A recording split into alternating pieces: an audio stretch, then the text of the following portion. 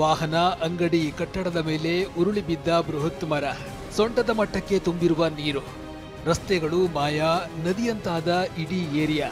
ಬೆಂಗಳೂರಿನಲ್ಲಿ ಶುಕ್ರವಾರ ರಾತ್ರಿ ಸುರಿದ ಅಬ್ಬರದ ಮಳೆಗೆ ಸೃಷ್ಟಿಯಾಗಿರುವ ಅವಾಂತರಗಳಿವು.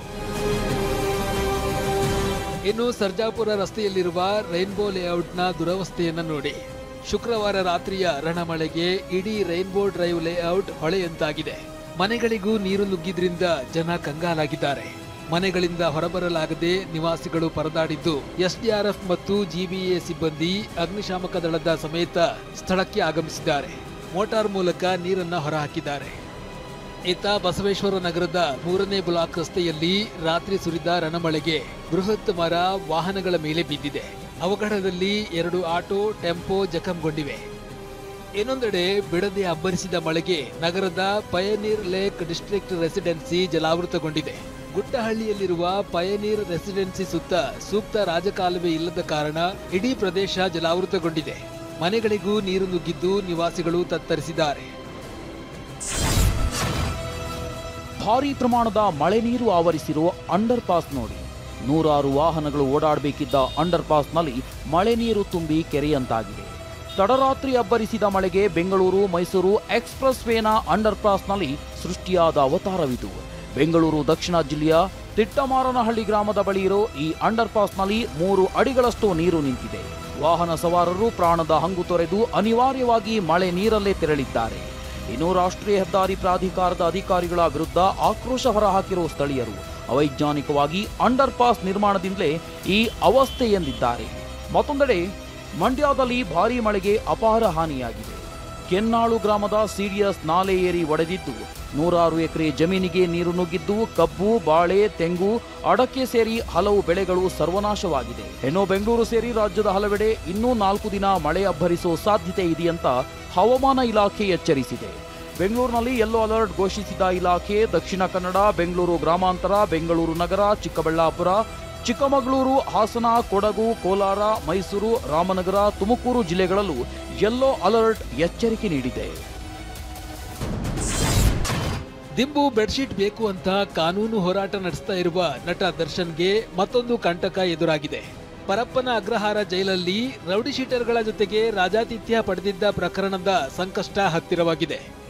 ಪರಪ್ಪನ ಅಗ್ರಹಾರದಲ್ಲಿ ನಟ ದರ್ಶನ್ಗೆ ನೀಡಿದ್ದ ರಾಜಾತಿಥ್ಯ ಪ್ರಕರಣ ಸಂಬಂಧ ಪೊಲೀಸರು 3 ಪ್ರತ್ಯೇಕ ದೂರನ್ನ ದಾಖಲಿಸಿದ್ರು.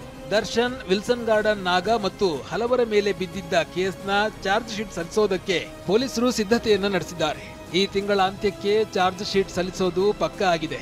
ಅಧಿಕಾರಿಗಳ ವಿಚಾರಣೆ ಪೂರ್ಣಗೊಂಡ ಹಿನ್ನೆಲೆ ಲೀಗಲ್ ಸೆಲ್ನಲ್ಲಿ ಕಾನೂನು ಅಭಿಪ್ರಾಯವನ್ನ ಕೇಳಿ ಬಳಿಕ ಚಾರ್ಜ್ ಶೀಟ್ ಸಲ್ಲಿಸಲಿದ್ದಾರೆ.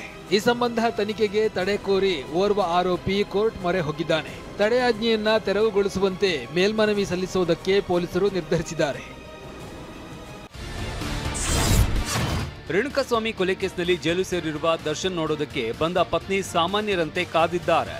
ದರ್ಶನ್ ರಾಜಾತಿಥ್ಯ ಬಂದ್ ಆಗ್ತಾ ಇದ್ದಂತೆ ಚಾಲೆಂಜಿಂಗ್ ಸ್ಟಾರ್ ದರ್ಶನ್ ಇದೀಗ ಸಾಮಾನ್ಯ ಕೈದಿ. ಈ ಹಿಂದೆ ವಿಜಯಲಕ್ಷ್ಮಿ ಜೈಲಿಗೆ ಬಂದ್ರೆ ಜೈಲಧಿಕಾರಿಗಳ ಚೇಂಬರ್ನಲ್ಲಿ ಭೇಟಿ ಆಗ್ತಾ ಇದ್ರು. ಆದ್ರೆ ಈ ಬಾರಿ 2.5 ಗಂಟೆ ಕಾದು ಎಲ್ಲರಂತೆ ಟೋಕನ್ ತೆಗೆದುಕೊಂಡು ಕ್ಯೂನಲ್ಲಿ ಬಂದು ಪತಿಯನ್ನ ಭೇಟಿಯಾಗಿದ್ದಾರೆ. ಶನಿವಾರ ಬೆಳ್ಳಂಬೆಳಗ್ಗೆ ರಸ್ತೆಗಿಳಿದ ಡಿಸಿಎಂ ಡಿಕೆ ಶಿವಕುಮಾರ್ ಬೆಂಗಳೂರು ನಡಿಗೆಯನ್ನ ಆರಂಭಿಸಿದ್ದಾರೆ. ಮುಂದಿನ 6 ದಿನಗಳಲ್ಲಿ 6 ಪಾರ್ಕ್ಗಳಲ್ಲಿ ನಡಿಗೆ ಕಾರ್ಯಕ್ರಮ ನಡೆಸಲಿದ್ದಾರೆ. ನಾಗರಿಕರ ಸಮಸ್ಯೆಯನ್ನು ಆಲಿಸಲಿದ್ದಾರೆ. ಶನಿವಾರ ಲಾಲ್ಬಾಗ್ನಲ್ಲಿ 1 ಗಂಟೆ ವಾಕಿಂಗ್ ಮಾಡಿದ ಬಳಿಕ ಸಿಬ್ಬಂದಿ ಮತ್ತು ಜನರ ಜೊತೆ ಡಿಕೆ ಸಂವಾದವನ್ನ ನಡೆಸಿದ್ರು. ಈ ವೇಳೆ ಸಾರ್ವಜನಿಕರು ಲಾಲ್ಬಾಗ್ನಲ್ಲಿ ಸುತ್ತಮುತ್ತಲ ಸಮಸ್ಯೆ ಬಗ್ಗೆ ಡಿಸಿಎಂ ಗಮನಕ್ಕೆ ತಂದ್ರು. ಬಹಳ ಮಕ್ಕಳುಗಳು ಬರ್ತಾರೆ ಸರ್, ಡೈಲಿ 1-2 ನಾಯಿಗಳು ಕಚ್ಚುತ್ತೆ, ಅದಕ್ಕೆ ಸ್ವಲ್ಪ ದಯವಿಟ್ಟು ತಮ್ಮ ಗಮನಕ್ಕೆ ಬರಬೇಕು. ಸಾರ್ವಜನಿಕರ ಸಮಸ್ಯೆಯನ್ನ ಆಲಿಸಿದ ಡಿಸಿಎಂ ಎಲ್ಲಾ ಸಮಸ್ಯೆಗೂ ಪರಿಹಾರ ನೀಡುವುದಾಗಿ ಭರವಸೆ ನೀಡಿದ್ದಾರೆ. ಬೆಂಗಳೂರು ನಡಿಗೆ ವೇಳೆ ಡಿಸಿಎಂ ಡಿಕೆ ಶಿವಕುಮಾರ್ಗೆ ಎದುರಾದ ಜನ ಸಮಸ್ಯೆಗಳನ್ನ ಹೇಳಿಕೊಂಡ್ರು. 15 ವರ್ಷ ಆಗಿದೆ, ಇದುವರೆಗೂ ಲಾಲ್ಬಾಗ್ ಅಲ್ಲಿ ರೋಡೇ ಹಾಕಿದೆ, ತಾರ್ ಹಾಕ್ಬೇಕು. 15 ವರ್ಷ ಆಗಿದೆ, 15 ವರ್ಷ ಆಗಿ ಇದುವರೆಗೂ ತಾರ್ ಹಾಕಿಲ್ಲ ಸರ್. ಎಲ್ಲ ಫುಟ್ಪಾತ್ ಅಲ್ಲಿ ಏನ್ ಮಾಡ್ತಾ ಇದ್ರೆ ಕಂಪ್ಲೀಟ್ ಕಾಂಕ್ರಿಟೈಸೇಷನ್ ಮಾಡ್ತಾ ಇದಾರೆ. ಆಕ್ಚುಲಿ ಆ ಕಾಂಕ್ರಿಟೈಸೇಷನ್ ಮಾಡ್ಬಿಟ್ಟು ಏನ್ ಮಾಡಿದ್ರೆ 15 ಫೀಟ್ಗೆ ಇಲ್ಲ 20 ಫೀಟ್ಗೆ ಒಂದ್ ಜಾಗಕ್ಕೆ ಬಿಡಬೇಕು. ಆ ಜಾಗದಲ್ಲಿ ಇವರು ಮರ ಎಲ್ಲೂ ಹಾಕಕ್ ಬಿಡ್ತಾ ಇಲ್ಲ. ಫುಲ್ ಕಾಂಕ್ರಿಟೈಸೇಷನ್ ಆಗ್ತಾ ಇರೋದ್ರಿಂದ ಸೌತ್ ಬೆಂಗಳೂರಲ್ಲಿ ಕೂಡ ಏನೇನ್ ದೊಡ್ಡ ಮರಗಳು ಇತ್ತು ಆ ಫುಟ್ಪಾತ್ ಎಲ್ಲ ಹೋಗಿ ಇವತ್ತೇನಾಗಿದೆ ಮರಗಳೆಲ್ಲ ಎಡ್ಜಿಗೆ ಬಂದಿದೆ. ಸಾರ್ವಜನಿಕರ ಸಮಸ್ಯೆ ಆಲಿಸಿದ ಡಿಸಿಎಂ ಪರಿಹಾರದ ಭರವಸೆ ನೀಡಿದ್ದಾರೆ. ಈ ರೋಡ್ ಸುತ್ತಮುತ್ತಲಿಗೆ ನಮ್ಮ ಈ ಲಾಲ್ಬಾಗ್ ಸುತ್ತಮುತ್ತಲಿಗೆ ಸ್ಪೆಷಲ್ ಆಗಿ ನಾನು ಇವತ್ತು ಇಲ್ಲಿಗೆ ಬಂದದಕ್ಕೆ 10 ಕೋಟಿ ರೂಪಾಯಿ ಇದಕ್ಕೆ ಡೆವಲಪ್ಮೆಂಟ್ ಕೊಡಬೇಕು ಅಂತ ಹೇಳಿ ಡಿಸಿಷನ್ ತೆಗೆದುಕೊಂಡಿದ್ದೀನಿ. ನಗರಕ್ಕೆ ಬೆಂಗಳೂರು ಆಜುಬಾಜು ಇರುವಂತಹ ಎಲ್ಲ ಫಾರೆಸ್ಟ್ಗಳೇನಿದೆ ಅಲ್ಲೆಲ್ಲ ಕೂಡ ಇದೇ ರೀತಿ ಡೆವಲಪ್ಮೆಂಟ್ ಮಾಡಲಿಕ್ಕೆ ಹೊಸ ಟ್ರೀ ಪಾರ್ಕ್ ನ ಕ್ರಿಯೇಟ್ ಮಾಡಲಿಕ್ಕೆ I will take a major decision. ಟನಲ್ಗೆ 6 ಎಕರೆ ಜಾಗ ಹೋಗ್ಬಿಡ್ತದೆ, ತಗೋಬಿಡ್ತಾರಂತೆ ಅಂತೇಳಿ ತಮ್ಗೆಲ್ಲ ಗಾಬರಿ ಇದೆ. ನಾನು ಸ್ಪಾಟಿಗೆ ಹೋಗಿ ನೋಡ್ತೀನಿ. ಸಿಎಂ ಆಗುವ ಕಾಲ ಹತ್ತಿರ ಬಂದಿದೆ ಎಂದು ನಾನು ಹೇಳಿಲ್ಲ ಅಂತ ಬೆಂಗಳೂರಿನಲ್ಲಿ ಉಪಮುಖ್ಯಮಂತ್ರಿ ಡಿಕೆ ಶಿವಕುಮಾರ್ ಸ್ಪಷ್ಟನೆ ನೀಡಿದ್ದಾರೆ. ಇನ್ನು ರಾಜಕಾರಣ ಬಿಟ್ಟು ಬಿಡಿ, ನಾನು ಅಭಿವೃದ್ಧಿಗಾಗಿ ಮಾತಾಡೋಕೆ ಬಂದಿದ್ದೇನೆ ಅಂತ ಗರಂ ಆಗಿದ್ದಾರೆ. ಜೊತೆಗೆ ಸಿಎಂ ಆಗುವ ಕಾಲ ಹತ್ತಿರ ಬಂದಿದೆ ಎಂದು ನಾನು ಹೇಳಿಲ್ಲ. ಸಾರ್ವಜನಿಕ ಭೇಟಿಯ ಸಂದರ್ಭದಲ್ಲಿ ಕೆಲವರು ಕೇಳಿದ ಪ್ರಶ್ನೆಯನ್ನ ತಿರುಚಿ ವರದಿ ಮಾಡಿ ವಿವಾದ ಸೃಷ್ಟಿಸುತ್ತಿರುವುದು ಬೇಸರ ತಂದಿದೆ, ಹೀಗಂತ ಟ್ವೀಟ್ ಮಾಡಿದ್ದಾರೆ. ಬೆಂಗಳೂರಿನ ಅಭಿವೃದ್ಧಿ ಮತ್ತು ಟ್ರಾಫಿಕ್ ಸಮಸ್ಯೆ ಬಗ್ಗೆ ಸಚಿವ ಪ್ರಿಯಾಂಕ್ ಖರ್ಗೆ ನೀಡಿದ್ದ ಹೇಳಿಕೆಯನ್ನು ಬಿಜೆಪಿ ನಾಯಕರು ಟೀಕಿಸಿದ್ರು. ಇದಕ್ಕೆ ತಿರುಗೇಟು ಕೊಟ್ಟಿರೋ ಪ್ರಿಯಾಂಕ್ ಖರ್ಗೆ, ವಾಹನ ದಟ್ಟಣೆ, ಟ್ರಾಫಿಕ್ ಎಲ್ಲವೂ ಪ್ರಗತಿಯೊಂದಿಗೆ ಇರುತ್ತಲ್ವಾ? ಬಿಜೆಪಿ ಮಾಡಲಾರದ ಕೆಲಸ ನಾವು ಮಾಡ್ತಿದ್ದೇವೆ. ಅವರಿಗೆ ಕೇಂದ್ರದಿಂದ 1 ರೂಪಾಯಿ ತರುವ ಯೋಗ್ಯತೆ ಇಲ್ಲ ಅಂತ ವಾಗ್ದಾಳಿ ನಡೆಸಿದ್ದಾರೆ.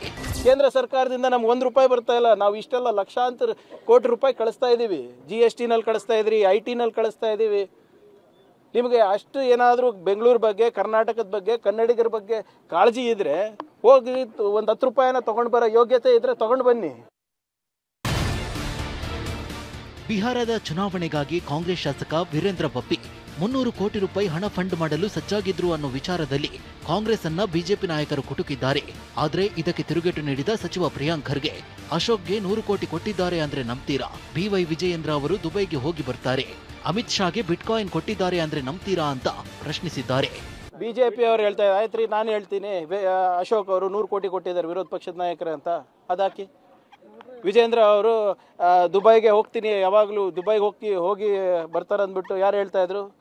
ಯಾರು ನಿಮ್ಮ ಯತ್ನಾಳ್ ಅವ್ರು ಹೇಳ್ತಾ ಇದ್ರಲ್ವಾ? ನಾನು ಹೇಳ್ತೀನಿ ಈಗ, ಇಲ್ಲಪ್ಪ ಬಿಟ್ಕಾಯಿನ್ ಎಲ್ಲ ಕೊಟ್ಟಿದ್ದಾರೆ ವಿಜೇಂದ್ರ ಅವರು, ಅಮಿತ್ ಶಾ ಅವರಿಗೆ ಬಿಟ್ಕಾಯಿನ್ ಕೊಟ್ಟಿದ್ದಾರೆ, ಅದಕ್ಕೆ ಅವರಿಗೆ ರಾಜ್ಯಾಧ್ಯಕ್ಷರಾಗಿ ಉಳಿಸಿದ್ದಾರೆ ಅಂತ.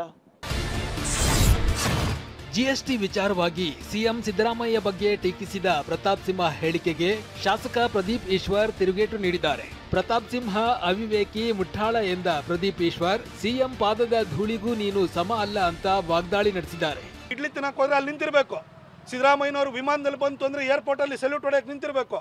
ಇಲ್ಲ ಬೈ ರೋಡ್ ಬರ್ತಾ ಇದ್ದಾರೆ ಅಂತ ಹೇಳಿದ್ರೆ ಅಲ್ಲಿ ಹೋಗಿ ಶ್ರೀರಂಗಪಟ್ಟಣ ಪಾರ್ಡಲ್ಲಿ ಹೋಗಿ ನಿಂತಿರ್ಬೇಕು. ಮೈಸೂರಿನ ಮಾಜಿ ಸಂಸದರಾದ ಮಿಸ್ಟರ್ ಅವಿವೇಕಿ, ಮಿಸ್ಟರ್ ಅಯೋಗ್ಯ, ಮಿಸ್ಟರ್ ಮುಟ್ಟಾಳ ಪ್ರತಾಪ್ ಸಿಂಹ ಅವರೇ, ನಿನ್ನೆ ಏನೋ ನಮ್ಮ ಸಿದ್ದರಾಮಯ್ಯ ಸಾಹೇಬ್ರ ಬಗ್ಗೆ ಮಾತಾಡಿದ್ರಿ. ಸಿದ್ದರಾಮಯ್ಯ ಸಾಹೇಬ್ರ ಕಾಲಕ್ಕೆ ಧೂಳಕ್ಕೆ ಸಮಾರಿ ನೀವು.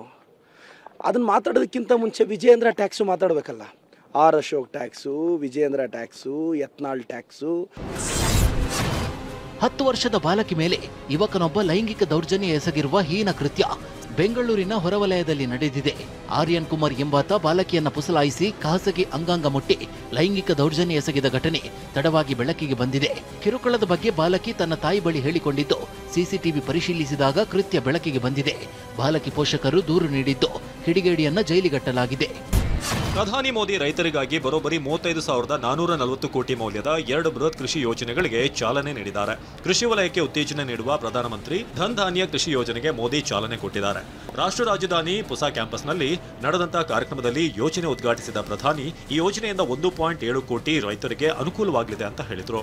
ಇನ್ನು ಕೃಷಿ ಉತ್ಪಾದನೆ ಹೆಚ್ಚಿಸೋದು, ಬೆಳೆ ವೈವಿಧ್ಯೀಕರಣ, ಸುಸ್ಥಿರ ಕೃಷಿ ಪದ್ಧತಿ ಅಳವಡಿಕೆ, ಕೊಯ್ಲಿನ ಬಳಿಕ ಸಂಗ್ರಹ ಹೆಚ್ಚಿಸುವಂತ ಗುರಿ ಈ ಯೋಜನೆ ಹೊಂದಿದೆ. ಭಾರತಕ್ಕೆ ಭೇಟಿ ನೀಡಿರುವ ಅಫ್ಘಾನಿಸ್ತಾನ ವಿದೇಶಾಂಗ ಸಚಿವ ಅಮೀರ್ ಖಾನ್ ಮುತ್ತಾಖಿ ಸುದ್ದಿಗೋಷ್ಠಿ ವೇಳೆ ಮಹಿಳಾ ಪತ್ರಕರ್ತರಿಗೆ ಪ್ರವೇಶ ನಿರಾಕರಿಸಿರೋದು ಭಾರೀ ಆಕ್ರೋಶಕ್ಕೆ ಕಾರಣವಾಗಿದೆ. ದ್ವಿಪಕ್ಷೀಯ ಮಾತುಕತೆಗಾಗಿ ಭಾರತದ ವಿದೇಶಾಂಗ ಸಚಿವ ಜೈಶಂಕರ್ ಜೊತೆ ನಡೆಸಿದ ಸುದ್ದಿಗೋಷ್ಠಿಗೆ ಮಹಿಳಾ ಪತ್ರಕರ್ತರಿಗೆ ನಿರ್ಬಂಧ ಹೇರಲಾಗಿದೆ. ಇದು ಭಾರೀ ವಿವಾದಕ್ಕೀಡಾಗಿದ್ದು, ಮಹಿಳಾ ಪತ್ರಕರ್ತರು ಸಾಮಾಜಿಕ ಜಾಲತಾಣದಲ್ಲಿ ತೀವ್ರ ಆಕ್ರೋಶ ವ್ಯಕ್ತಪಡಿಸಿದ್ದಾರೆ. ಮಹಿಳಾ ಪತ್ರಕರ್ತರಿಗೆ ನಿರ್ಬಂಧವನ್ನು ಖಂಡಿಸಿದ ಸಂಸದೆ ಪ್ರಿಯಾಂಕಾ ಗಾಂಧಿ, ಇದು ಭಾರತದ ಸಮರ್ಥ ಮಹಿಳೆಯರಿಗೆ ಮಾಡಿದ ಅಪಮಾನ ಎಂದಿದ್ದಾರೆ. ಇನ್ನು ಲೋಕಸಭೆ ವಿಪಕ್ಷ ನಾಯಕ ರಾಹುಲ್ ಗಾಂಧಿ ನಿಮ್ಮ ತಾರತಮ್ಯದ ಬಗ್ಗೆ ನಿಮ್ಮ ಮೌನ ನಿಮ್ಮದೇ ನಾರಿ ಶಕ್ತಿಯ ಘೋಷಣೆಯ ಶೂನ್ಯತೆಯನ್ನ ಎತ್ತಿ ತೋರಿಸುತ್ತದೆ ಎಂದು ಟ್ವೀಟ್ ಮೂಲಕ ಆಕ್ರೋಶ ಹೊರಹಾಕಿದ್ದಾರೆ.